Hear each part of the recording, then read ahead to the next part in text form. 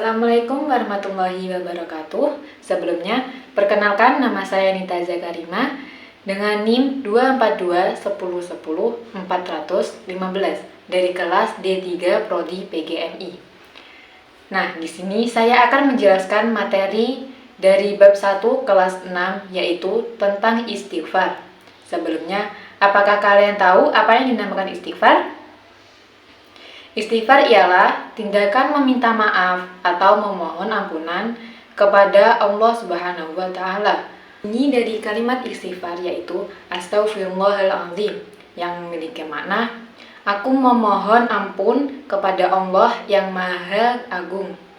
Nah, kalimat istighfar ini seharusnya kalimat yang sering kita dengar dan kita ucapkan ketika kita selesai sholat, dan sebaiknya kita juga mengiringinya di setiap detak jantung kita, karena kalimat istighfar ini merupakan bentuk bertobat kita kepada Allah Subhanahu wa Ta'ala.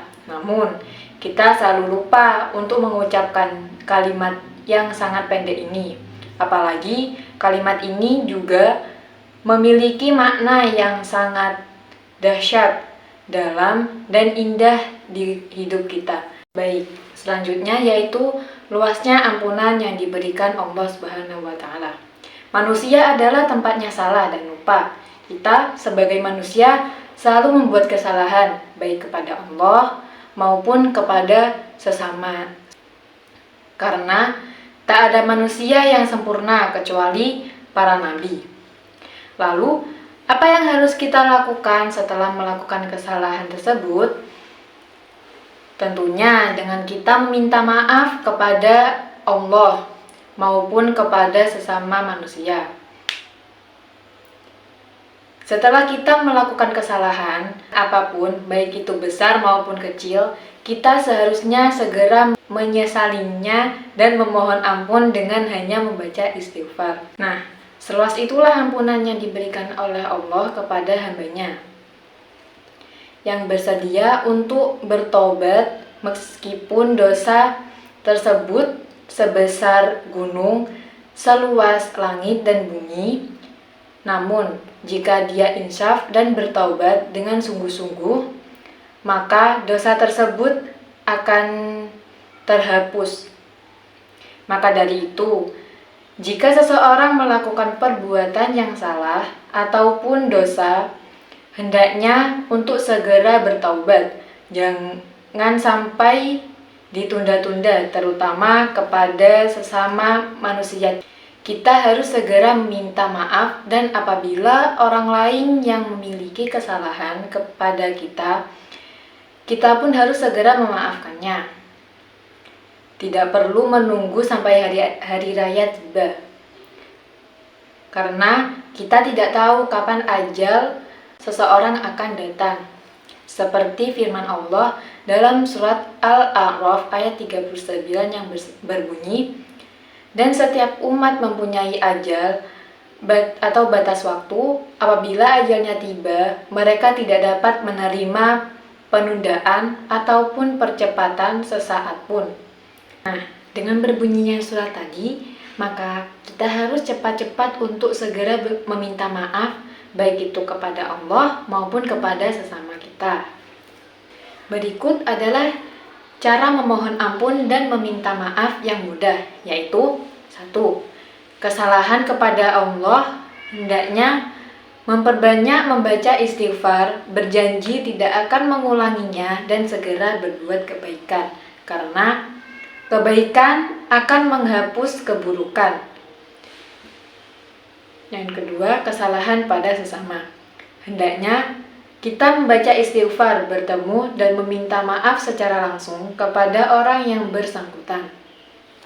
Selanjutnya, hikmah beristighfar. Jika kita membiasakan untuk membaca istighfar setiap saat, maka ada beberapa hikmah yang bisa kita ambil, yaitu yang pertama, hati menjadi tenang. Yang kedua, diampuni salah dan dosanya oleh Allah Subhanahu wa Ta'ala.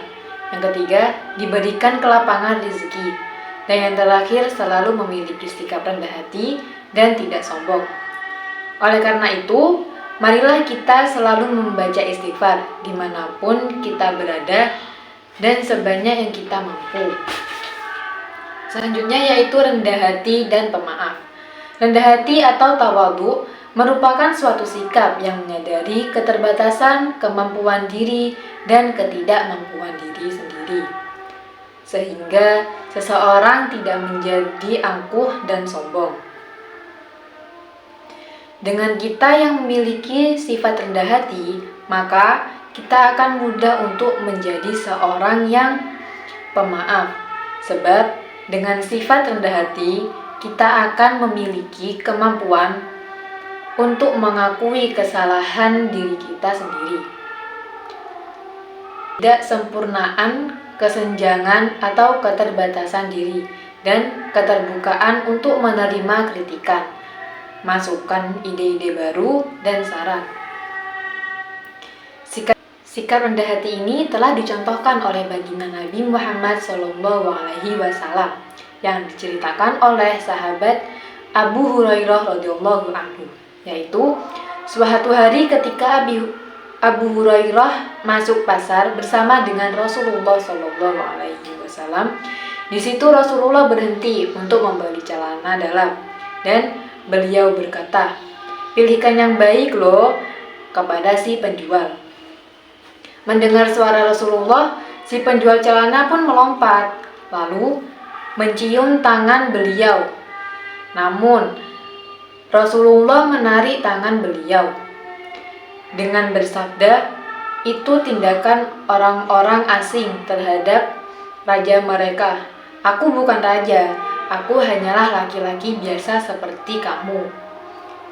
Kemudian beliau mengambil celana yang telah beliau beli.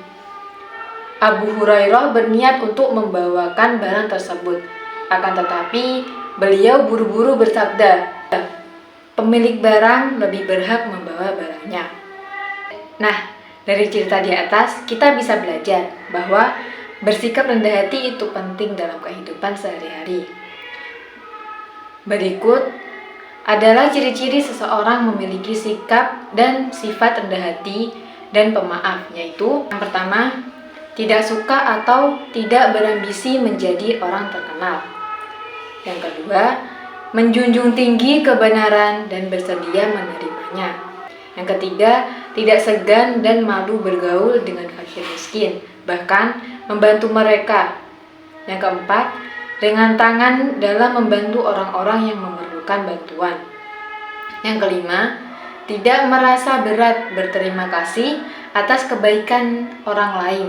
Dan yang terakhir, tidak keberatan untuk memaafkan mereka yang telah berbuat salah. Mungkin itu saja materi yang bisa saya jelaskan. Mohon maaf apabila ada kesalahan, karena manusia tidak luput dari kesalahan. Sekian dari saya. Wassalamualaikum warahmatullahi wabarakatuh.